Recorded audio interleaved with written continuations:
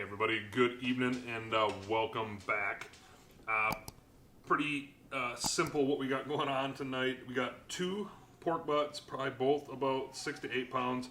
These are boneless pork butts, and typically I don't buy boneless pork butts, but we have been living in this house now for about 10 months, and neighbor across the street owns a restaurant in town, and you know what? He keeps on giving me free meat, and you know what? There's nothing wrong with getting free meat. He also owns a local restaurant here in town called Cat's Hog Heaven. If you're in the southwest Minnesota area, I highly suggest you check it out. But he dropped over a couple nights or a couple weeks ago 2 boneless pork butts. Came in a 1-pack. So what I did to get these things prepped up is took them out of the package, obviously, patted them dry, and when they're boneless pork butts, they got to cut the bone out, so the part of the meat kind of just flaps down, so you can't see it. But I tied these together, each of them with 2 pieces of butcher twine, and just to kind of keep them a little tighter, cut a little bit of the fat cap off, and used mustard for a binder, and went on real heavy with this SuckleBusters hog waller, and then we went on another, probably about a medium coat with this SuckleBusters SPG. Probably my all-time favorite rub right here, SuckleBusters SPG. If you haven't got any SuckleBusters rub, you gotta go ahead and check them out. But the point of this cook tonight really isn't the meat. I mean, it's the meat, because meat is good. But we're going to be cooking this on the Masterbuilt Gravity Series 560 tonight. It's going to drop down, I think, close to single digits tonight. So we're going to see how well this thing performs in the Minnesota cold. I don't think it's supposed to be very windy, but still.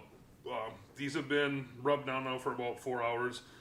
We're cooking fat cap down. Fat cap down because, for one, when I first started cooking pork butts, I always cook fat cap up, just because from the little bit of research I did, you cook fat cap up, the fat will render down and cook into the meat. But then I started cooking fat cap up, or fat cap down, I should say, and you get a better bark. And to be honest with you, when it comes to pork butts, there's plenty of internal fat in the meat, so you have plenty of stuff to keep it moist.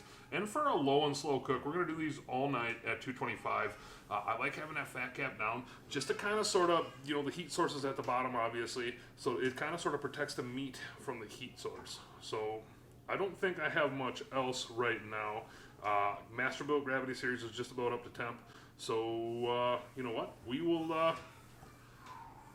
cheers and see you out at the grill. Alrighty, we are down at the Masterbuilt Gravity Series 560. Nice custom front shelf on there.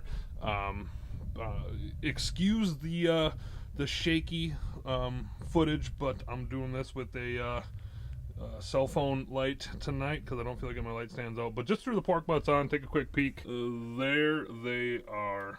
I am monitoring my internal temp with my third party, just because to me it's a lot easier just to have that next to my bed than it is to use the app. That's just my personal preference. But gonna go ahead and shut this thing down. And charcoal we're using tonight is you can't see it, but we're using the B&B oak briquettes, and I got a crap ton of chunks of oak mixed in there. So, and I also got a big chunk of oak down in the the catch bin or whatever. So now, besides that, running at 225 all night. I think I said the temps are going to get down into single digits. They're not. It's a low of 20 tonight. It's still, it's still pretty cold. So let's see how this thing can do on charcoal consumption throughout the night. It is plump full. It fits a full bag of the B&B in there right now. So the next time I will check in is in the wee early hours of the morning, probably anywhere in between, 4 and 6 a.m. So have a good night. We'll see you in the morning. Hey, good morning, everybody. We are back, but I'm for about 8.5 hours. Temps on both butts right now are right around that 170 range, so I'm going to go ahead and pull these things off and get them wrapped in some foil. Not going to put any liquid in the foil, just going to wrap them, or probably double or triple wrap them in some foil, put them right back on the grill, fat cap down. Let's go ahead and take a peek before I do that. There we go. Looking pretty darn good.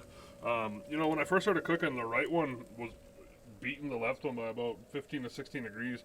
But after a few hours, they both leveled out. They're within 2 degrees of each other.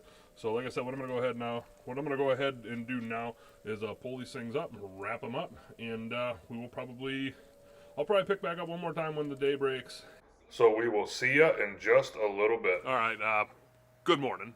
Again, I guess I'm officially awake, but just pulled the pork butts off. They were on for a total of, borrow the 6, carry the 2, 11 hours. Ran it at 225 all night. Again, this Masterbuilt Gravity Series just ran perfect for me. This thing has been nothing short of a go-to. Like, it's a very, very, very good running grill, and you can get it for, at a pretty decent price. So anybody looking for, maybe you want a little more charcoal and, or wood flavor, to your meat, and you got a pellet grill, I would highly suggest getting this Masterbuilt. It's at a good price point. I believe this one, I see sales for them at Walmart all the time around, unfortunately not around these areas, but I see sales for them at Walmart. I think this one picked up for $4.99, and I bet you I've cooked on it, at least 50 times. Only issue I've ever had with this thing is the lid switch, and what I did was I just took the lid switch out of the equation and I just connected the 2 ends of the wires. That's the way it kind of thinks the lid's always shut. I wouldn't suggest doing that, maybe replace it, but it's fine for me. But we're on for 11 hours. Let's go ahead and take a look and see how much charcoal we got left. There is the leftover charcoal. It's getting down there. But again, for being 20 degrees all night, I didn't have to add any charcoal to this. There were no blockages in here. This thing operated as it should.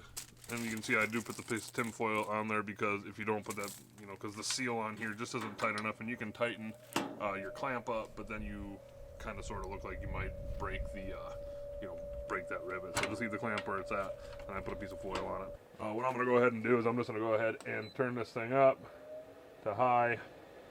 I'll probably have a grease fire, but I'm completely used to that happening. I'm just going to let this thing burn out on high, and that's going to be about it for this cook. So pork butts are in the kitchen. They're wrapped in some towels. They're going to rest. We'll probably pull into these things around lunchtime, so we'll see you then. And we are back. Time to eat. Real quick, I'm going to go over cook times. In total, this was an 11-hour cook. I believe I put them on at 9 at night, and then I pulled them off 8 the next morning. They went wrapped for 8.5, and then unwrapped for 2.5. Internal temp around 204. Brought them inside, threw some towels around them. These have actually been resting for 8 hours. You didn't hear wrong. They've been resting for 8 hours. So let's go ahead and get the twine cut off. And just pull it right out. Again, this video really isn't about the pork. It's about the meat, but it's just to kind of see how that Masterbuilt did. Let's just go ahead and pull into these. Oh yeah. And you can still see, I hope you can see that, but the steam that's coming off on these. I know there's a lot of times there's questions asked about, how long you can let pork butts rest. My most I've ever let it rest before was 7 up until today. And today I let them rest for 8 just because they were done at 8 in the morning. And then, we did a kind of a homemade breakfast and, kind of had a later breakfast. But you can see this is obviously still piping hot. I do have some like mechanic type gloves underneath these nitrils.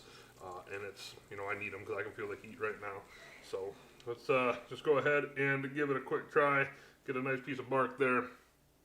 You've seen one pulled pork. You've seen them all pretty much. Fantastic. Again, B&B oak briquettes, chunks of oak charcoal, that SuckleBusters hog waller on heavy, and then the SuckleBusters SPG on medium. Gives it just a little bit of a kick, but to me that is A-okay. So now besides that, I'm going to go ahead and sign off. You guys and girls have a good time. Thank you for watching, and we'll see you next time.